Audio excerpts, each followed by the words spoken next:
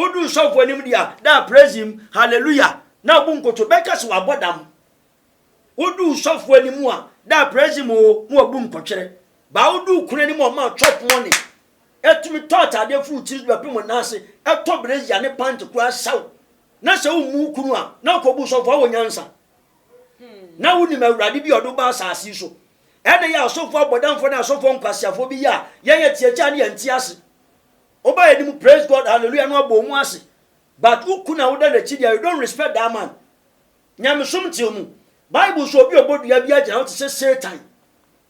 Psalm 109 verse numbers 1 to 17.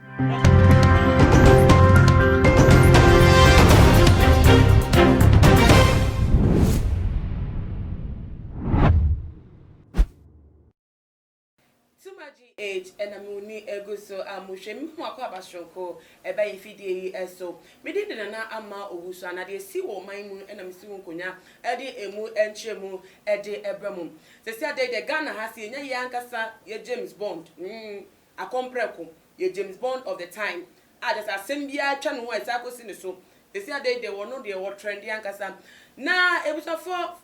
quite some time ago no woba bonte ebeka wono ankasa ne ma na wawie ene ni baby mamas ewonsem emo ka se wodo mu nia won tese onye pasha wo bia so ne wodo A party A no sa so no party B sa so no party C ne man no oka masem na woka no odi bakubi etu just say abayo no nko ade ne man mu ono and woman ninsa esi from asa bayo na twena so amate se wa atetia te se wo hu do ye no hu biem sa bayo no kwa de wo man ne kwan so wonko onka hyenkodu na de besi wani mo bia no wo besa asarechi abecheche mu achem wo ka asem we anche antofompo e na bayo ni mame ba bonten eye Mrs. Araba Dawson Williams wo titan kosua miensa titan wo schnaps e twabo ho na bu twabo ni twabo no all sides esa chire mu se e chire Ghana for said eye onabo enye sa akola no nko a na tese wo ye ndrubone ne memasem na esa so ye mpena bantin wenya na o ka na asem na ne yire kra o ne ne tene baba ko a ono so ye oba tese ne ba na pepepe a wo hye New Jersey a honabo so hu ne de bia tese o hye no hwe anu pepe ono so ye ko ken yi bi wono de we yato nchen ene wo beka mpa mpena ba ede enu nti no nko ade onfa honabo ne ho enche ne ma otwabo honabo ankasa yetete wa yenim se nka ho ne bakosi wo ma aka wie waka na age wie nti eno an nkesi eye na no ada Father's Day Ghana ha ne te se biasa fana ne wo bia ede to no so be celebrate ne papa eye abayo na we point of contention eda maame ne ejantem no wo ba bontin ebe we she ne papa honorable ken Agyapong happy Father's Day na message of this to atonu kan so touching say Ghana for cry ejina mu ede ma abayo ne pa ne papa cho say de abayo na kan de otum say to asumpa wenu no ho de waye nua no wo hu say papa no pese on fa ni NCA ni papa pa ni ye enti na odi sa se meto abodi to abepa ho na ba cho de a na honorable onso mo sro sa no on fa ne ba no ensa mata no ebenifo kra ka se wo ba adunso gu ne ona so a untwa nto kura wo pepa keke na wo ko baby enu nti onka on fa ne ba no ebo ne nche no ni maame na wo ba bonten ebe kasa bebre no no so de na no tumu bi ejina ne ba na ti esa pa honorable acho se ne ba no wo mutu bafom ohun ni se ne ba no na so a endo no fa ne bo no enche no na Ghana for do woman to mu tire honorable say honorable ni mani ko du ne nim ate say honorable so ba bonte say Ghana ha yen de ti eti abonti o yetete yen fiefie mu eni yen hu de ekoso social media ne yen hu ni say real nti yeso de na atum bi ne yepa na cho yen ni de ekoso ono ankasa ni fie honom wo de tu honorable de ankasa mu de betu just said dabi chopa no mu de aba ne nim no won so menne enso mo china wonim say school fees na ne ba no na msuntina what sign it ede ba nchen abepa na cho sa sika na ode ma na han wo pe nti no ba cho wo ba wo pa cho enu nti nam sa de no kwa asu nti won fa ne bone no enche no enche na ochina no ka sa sika no krampo ko de be che ne ba na hia ne school fees a en ko ba ko fa hia woni ba o HIV wasane na da na no krampo so wupo e wo esimu obetimi aka to na tese ode ne sabeto na ne bo so aka se o mi wu kura maji menida me no oba ne da meti atenka wo mti no ano no na nie nim se obeka asasem we no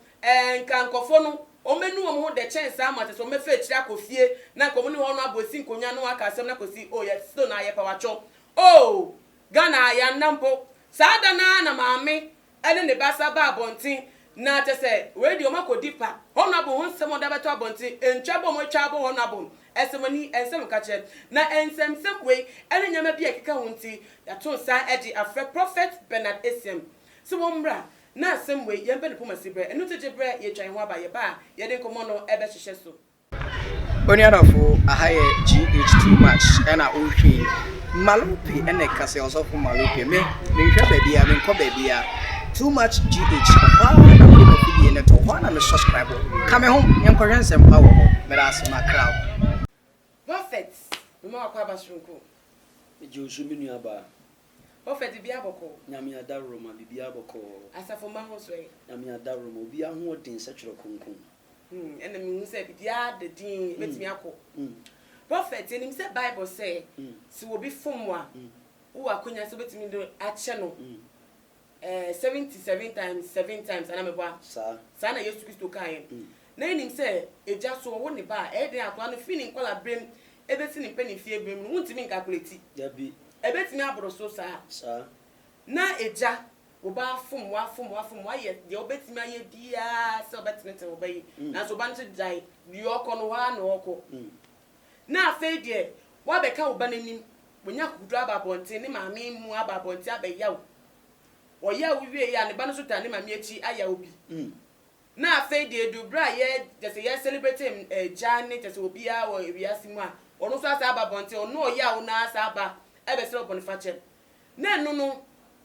eja aseja no ubetim da che na wo sa akwa no wo ne suban ya wada na die ewo ni nyemu madam otiefu nyina ase eye too much GH TV crew ni nyina nyame nhira obi a me pa aso ye be kire nsem e wo nyame asem enye ya adwen o nyame asem mu okenkan Mark chapter 7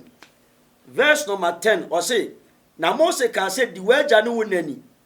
ene de oka eja na ho nsemmone ne wuo na mane wuo na mo de Mose say onipa bi si na eja ana ne na say ade anka wo de benyame ho mfaso ne ye koban ene say wodi ma onyankopon Bible said you beka eja ana ena ho nsemmone no wuo no bewu me ba so atiase enti ufiri ho a me pesa scriptures ekasa Ephesians chapter 6 verse number 1 equativia sam osi emma ne eja no emma ene eja no osi emma muntie ma wofu asam ewa awuradim osi na ye netene osi di waja no wona na ye ni mransam edi kan abosewom na awie wiye na wona ware ewa asase so na ejanom munsa moma abufuo na munye no erade suro ni kasa kirem okay erade kasa no can both parents and their children say o di akola di akola fa nyamsom kwan so de ne firimu a de ne ba esu ade tete ne eno no beda di a kire but o tete no on the other side ya shubani ne ye bi obeda di a kire no okay in Mark chapter 7 verse 10 about your kind or see your beka ja na ho nsemmone wuo na sa akwara no be de yen obewuo and now can the same Ephesians chapter 4 verse 25 ne be tifia samosi Christopher abrabo pa ho modembo Christopher ya abrabo pa ho modembo tie de radical o se entimunya atorontwene obiara ni ne nyonko no kra efise ye ho akwa o se mubumfu na munya bone muma awia enkoto mabufuo so mumma obonsam kwan yo eni kwan so kristoni efiri anadwo yi ekopema no pa 6 ebebo 10 na stem na mebuafu unye kristoni odi ya woni satan enenam bible say o kristoni bia ma awia ento abufuo so enya to abufuo say krim ugina to say satan because satan na nebufuo awrade wo soro ho ejina ntenchene ekoni abofo be 1/3 of the angels esoma mudi tia nyankopon ema nyankopon wufuhie bai ema angel Michael shodi tia satan ema nyankopon to omo firi so ba hwe asase so ati ase enti awrade asem ne yankantanu fanu ani mu twa ekire twa eni kwan se wo akwala mema wo wutim bedi matam se magimi minim nyansa memati mbotom stadi amasa koto aduane di ensida miam ye di for kwa mempene so ma wo da ejanti me pa wa chokra still na won so me chop so be pa ma chawa magi atum so what you say but ube pa ma chawa acho pa bi wo wa emfiri mu eye nimu keke na wo de hu se obi pacho na so peso hu se firi ni mu a wo de hwe ne senses ni nyina oya hwe na no yiwani ma no o pacho nya bon so besebesi na no kasa kasa ne tirim ubon sa acho pa no ko pa kra ne eni ni mu na akwala no gu papa na so de sika betwa ode ntuma gu be pa no wo huro ho kama o wi ode perfume yes spray spray wo de akoto ba bi papa but akwala be di ni papa na ne maami atem the bible si wo no bewu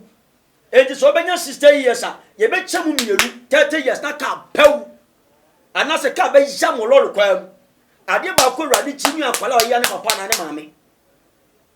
ena maami nyi we nsi ho eyene no mo nso de ho eyene no the same quotation Ephesians chapter 5 verse 23 tifias osi eyene no osi eyene no mo mra mo ho as ema mo kunu no Samo ye ma Kristo ni awurade odu sofo anim dia da praise him hallelujah na bu nkoto beka se wabodam odu sofo anim a da praise him o mu abu nkotwere ba odu kunu anim o ma chop money etumi tot ade fu chiris be pimo na ase eto brace ya ne pant ku asaw na se mu kunu a na kobu sofo awo nyansa na wuni ma awurade bi odo ba asasi so ene ya sofo abodamfo na sofo nkwasiafo bi ya ye tietia ne yanti ase oba edim praise God hallelujah no abo mu ase but ukuna woda na chidia you don't respect that man nyame somti mu bible so obi obodua bi agina what say Satan Psalm 109 verse numbers 1 to 17 o se bi obodua ne rade so obom paya mane mpai bona ne bone so obu na tia ma Satan nyina ne nsa nifa so so ti ase obi obodua bia ye busumsum ni obi obodua bia la ogina ma busumsum ni so ti ase e jamate wase ayide de we so bra ho asema okunu so okwa abonti no ho ne pa bi ko ti ma ta brew e da we de baby mama o we on wale ni te se chen wonum no kofa na te se wone no ewo sa akola no enti we enyo yire a wone ne ti ate so betimi aka se o man maybe o man chop money do but say me yire ne no de da bi wono kra wa ware kra ma ni kunu ewu unsa ya kinkai Leviticus nyame nkronkron me da ase abetwa mo Bible no so ya kinkai Leviticus chapter 18 verse number 18 ebe pem 24 o se enam achiwade me fa nsa me se kawai na masa akwa fiansi wo me yire achi na me yire beti na me ne sa nipa na wo a me yire be ka bem ne be fa me sai o be fa me se me ye cheap me boa o ho na bu de ne yire ti ase o ti ase o mu yo okay o yo okay enye ba ko pe o mu do so nti o ti ase Bible se enam achiwade enye de nipa ka na mimitie o Bible de ka na mimidi so ba na mbeka cha me se Bible ti ya cigarette na me hwemu na Bible ntie cigarette a me medi wa asem nachi dabi ba cho ati ase enche be create polygamy bebre Genesis chapter 2 verse 18 to 19 oso obi anya ne yere ye nti no ba beja na busua ne na eja no de wakwa akobata ne kunu ma ye ohonam ba ako wankasa yere no mu o wankasa ekunu no so ati ase wankasa anyomanyoma no enti so hu sa anyomanyoma na because obenya o peace nti no atwe ho boko na utu ba bi na wo sika so e wo sika enu qualify se obeye bibia bi eni wo sika akobani na koji sika dure wo sika unse sika ni bia Bible show do pesika do sika mene da wo obi o pesika do obi asika mene da enti na sika ni de bia no pesika because the challenge omo face no ebi oda number 1 na ombeso bia beda number 1 akwa oda number 3 so ati ase obi o pesika bia sika mene da ena sika ni bi nsu da owu afa eja yenhwe ho no bo ne ba ne ne mpena yenfa ne se ne mpena sa afom no masa ba abesre se won fa ne onfa mo bo ne enche mo na wegina chopa na wo mo de aba ene nkofo so wo mo do ma no atumu dia wo mo de aba no no ka senka de ode wo mo bo ne be che wo mo no asa akoyo ma do yenka wo de be fa eye oba wo nchen a wo ba no kra so sa wo HIV AIDS ene ne be da na nu kra ne da ka no nya yare ni bia obehu ne se wonya mfaso bi kra wo atenka wonya ni mu na no eja a wo ti wa wo kasa wo ba fom no mu se wa fom no wa ba na sisre wa sa asem no na se fata se eja o kan sa David no ye mpena ba wo David o ye mpena ba na okay kan Bible a the same Ephesians chapter 5 verse number 6 etifia se wo sin kontabuo osema mu obi amfa nse hunu na adamu na saa nyoma inu nti eno nyankopon bufuhie ba asode maso enti mu ni won eni twaka ma obi amfa nse hunu e ka sense hunu asa oti ase ensem bia otim se woni ne chance kwa na kasa wo se wadaje so oti ase ena ma bebre no mani brade e ma bebre etu ne se honorable ne ba no ne mpena no ensem hunu no mde ye chopa de bre honorable no unsa meme the Bible na mede kasa okay mi ndi nipa no na no kasa akiri o se Ephesians chapter 5 verse 6 etifia se bo se nkontabuo tio osema mu obi amfa nse hunu ena adamu na saa man nti na onyankopon abufuhie eba asode maso ensem hunu sa akwala ba dome ne papa ensem hunu sa akwala ba se ne papa so ya kwasea wo ya aboa ensem hunu enu nti na awurade abufuhie ba asode maso okay etu ba sa prada dwa na tie sia akwala bitirim na ya de bia oye ya awurade bu anyoso awurade tibi ma command abofo mu nkoku ne ntontwene abofo no se wuli so mo ba mo mo tiri mu oden o ma so be maka abo paw na ka twa fa so ba yisa mo no mpanyina ye hu mu kura eti honorable no they can say there honorable no di ogina ene ensem o kan say won so e chopa ni nya no ne kwan so anu no media meka se honorable so tie mi a mesere no da minim se dia wo ye nyina to better Ghana na ama enipa bi ahu wo no kwaredie bi a udi wo man nim e ma kohwifuo bi besua ne ma fridi ya wuye nim se de be ya enkola bi a wo respect wo papa no mo maame e besua ne pa bi fridi ya wuye nim na da meka se mepa wo chew eya ye tie wo ntabia ye ni timi gi ofia ne ye kasa ne ye debate wo ho ne ye the Bible atotototo so mesere wo da ehunu mobro wo mu enu nti na uchi amanfo ma bi school fees enu nti na uti skati mi di mo ba time bi okunafo bi a chese ne ni da so nyina sa wo hwa hwe kunafo no mo ye mo ma da sa utie mi amepa wo chew ahobrasiem ne obuo ne ani diem mi kura kotodwem menim se wakoma mahumobro bi wo mu wo de menhwe ma me nanim menhwe akwala ne ba hwe rade anim de o ma ko kete so a o ma de pa chen na ti bi twitwiri osi ekudware wa adwaye efo bag se ho se wo kwa adwuma etina ka papa bim honorable mesere wo obuo ne ani diem hu ba no mobo Bible se oba tan ni wura be firi ne ba awurade de ni wura mfini da enti misira se de wugina ma awurade a wuyi asofo atorofo ne adifo atorofo bi adi no enu nti na we nyina ba ba foforo ne edi hu nyoma bi wo nti da mesere wo se wutie mi a fa che wo de bone cha na mfa hwenche jamuma ne nka enya hwe enti unu kuredi a wudi ma oman Ghana no enya sere se da obekoso adi ama awurade na awurade enyankopon so tawachi je wo ye biara enya fese me ba me wu me ba na me ba ba no mu wi me preach about we pa me preach about we pa enya fese me wu me ba na me ba ba da no jonki enya fese me wu me ba na me ba ba da ni asawoni enya fe enka enima papa kwa mfa agya na ena no okay enti na Ephesians chapter 6 verse 1 kan ye no awofo monye ne momma wa awurade surom se nkoba no ba honorable hunu shire awurade ankoba honorable ho because oba bi na adwumu da ho bi anko bi kunu ho onko bi yire ho because omu do mo kra ebe nuabo okay ejo ba bi a scenario na kwa akofa eju kinkan Psalm 109 verse 1 to 7 jabe hu ni nyina ho oba bi a oben obi kunu bi ara ne kra bata nuabo so ati ase na empofiri mu wuo ena wo wa o mo kra enti da se wutie nya mepa wo cho se fa che na nyame honhoma ne tumi eba ka ne bambo da wo so no enmusu nya kese sese oye Job ene ne ma no amen eja se na wokan se sia no sa so na Ghana fo bi su do ma no tu musta e ka ye sre honorable se on fa ne ba no ene ne maame no efom so enchom nanso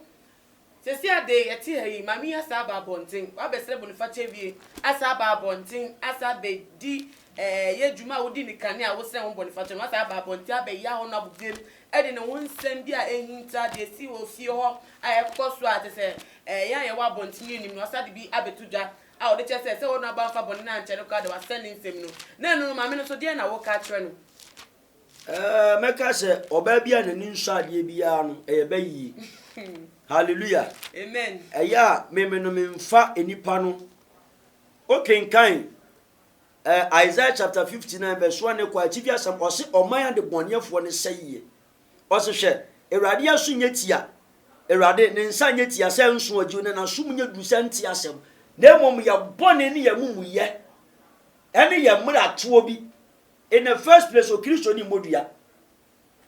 ewi asefo nya bosomsomfo ma ani Satan ma ne bodua so what you say na de man so ye no anye ne yie e na memetena siti esan se oba tan be wo ne ba so what you say oba bi apani ba yie oba bi ampese ne ba be kɔ wewo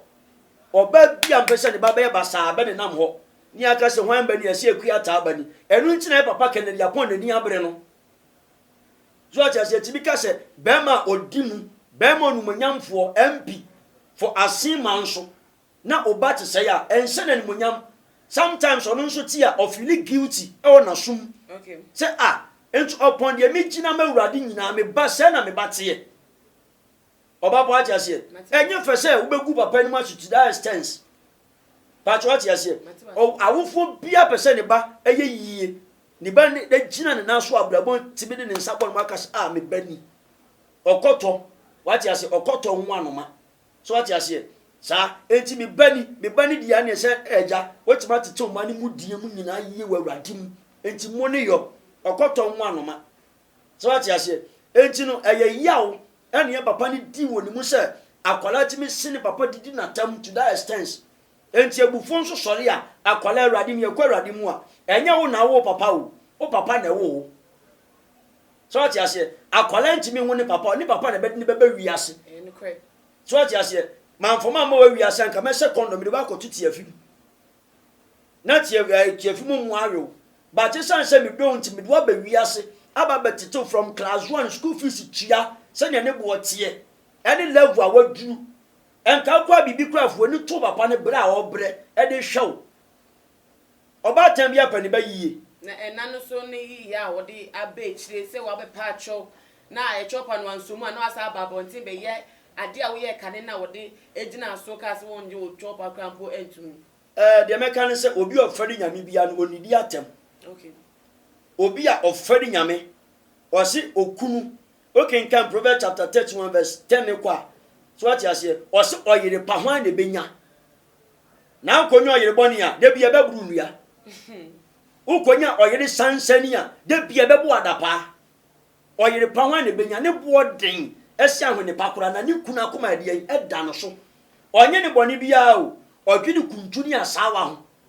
so what you say enti se Bible aka wo nyina na onim Bible mu nsam a wo be show ho yie position yourself in a bia say you are qualified to be a good woman, a decent woman. Ba nya san kwasi afo ma ni bi wo mo na kasa bi be pie fu mo ma baya to oba o ye tiwi e no mo ye saade no ba ye ma mi on tisa ba mi hu se eye yawo bi eni chese ni hu bi ya yira no se oba tan be wo ne ba na ne ba ko sa wayward no enye ne botai oba tan bi am pese oba ba na ne ba be da ni junkie oba be da ni wi oba be da ni ansawoni oba be da ni drunkard so ti ase eni oba tan bi abotai enti se mudi akola ne fa kwampa so di ni gina awurade mudie mu a so ti ase enka wanyina emma o da me pa chama nka ni yie o da fa chame agura na da wura fi me ba me won tafo me obeba na me ba peni ni kakro mu ti da me na so yetimi di agura ne ya fa mu ada so ti ase efe but ye do ma sase onyam surom entitiyam ti sometimes me preach kra na mama betena me ho ti bi frem so da asofo o ko enyam adwuma msian me ko enyam adwuma ba so ti ase entu dia nkola no fa ntitiye pemu a de wudua na so aba na obetwa manu ato